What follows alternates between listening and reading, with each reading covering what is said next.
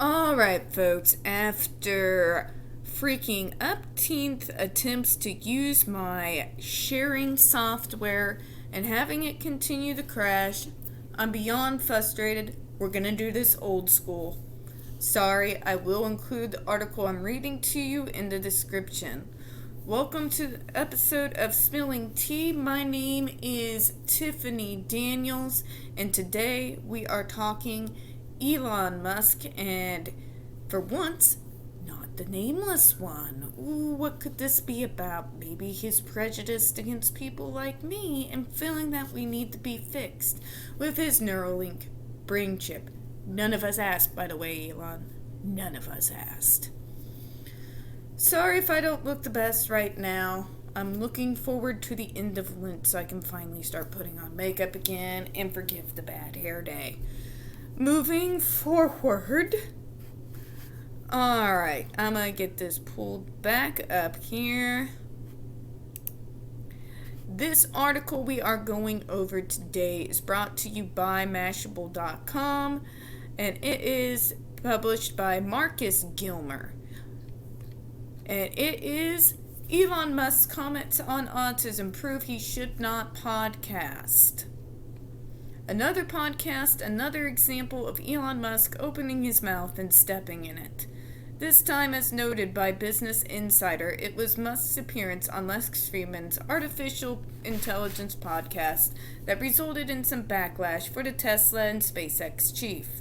At one point in the discussion, which you can watch here, the link's going to be right in the article in the description, Musk says of his Neuralink project, "So Neuralink, I think, at first will solve a lot of brain-related diseases. So be anything from like autism, schizophrenia, memory loss. Like everyone experiences memory loss at certain points of age. Parents can't remember their kids' names and that kind of thing." Oof. It's clear Musk meant well here. That's debatable, as he's talking about the possible ways in which Neuralink could possibly impact the world. But the inclusion of autism as a disease that needs to be cured reveals a misguided view of autism and what it is and what causes it. So let's take a look at what it actually means. The Centers for Disease Control and Prevention classifies autism as a developmental disability that causes significant social, communication, and behavioral challenges. That is overly simplified. First of all, it is a neurodevelopmental disorder, so it's not just educational delays. This is a mind disorder. Just wanted to clarify that.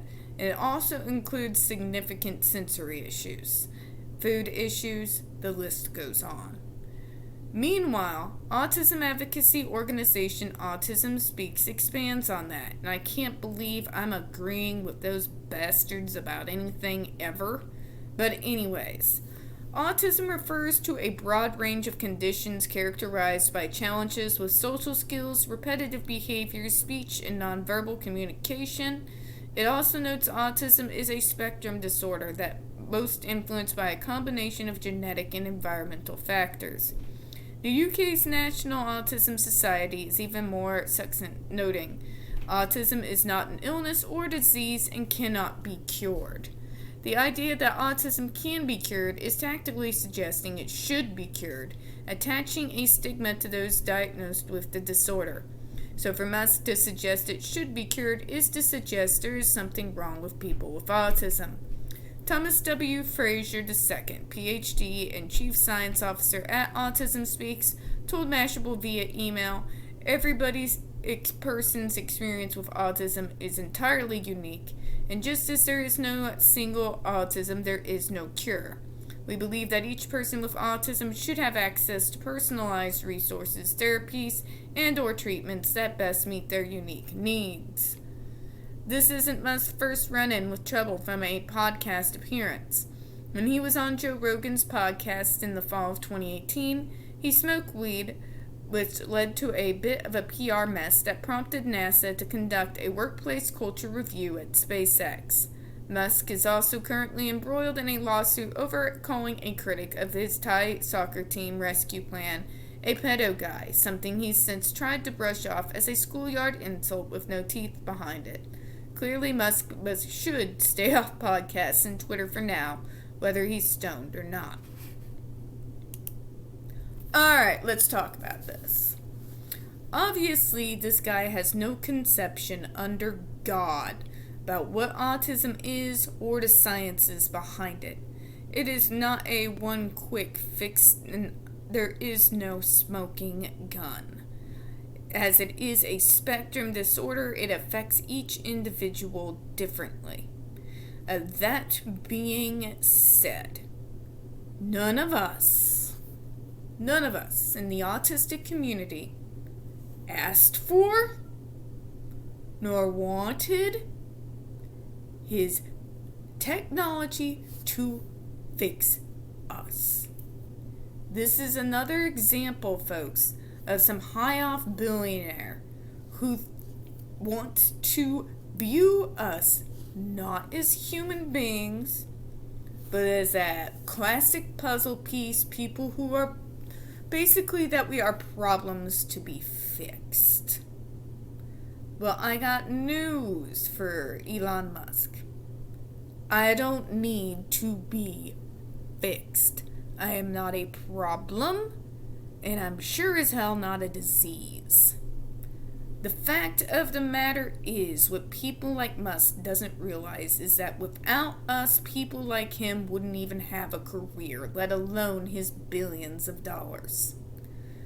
We created the software, the computers, all the technology that surrounds him that has enabled him to become this juggernaut that he has become. He owes us a huge debt of gratitude, in my opinion. We are the ones that have spearheaded the modern world as we know it. And by eradicating that from the gene pool, you're talking about several steps backward in the evolution of our culture. It's been speculated for many years that some of the greatest scientific minds in the world may have been somewhere on the spectrum, most notably Einstein himself. So, this shows a basic, complete, willful misunderstanding of what autism is. We're not a brain disease. We're not a disease like cancer.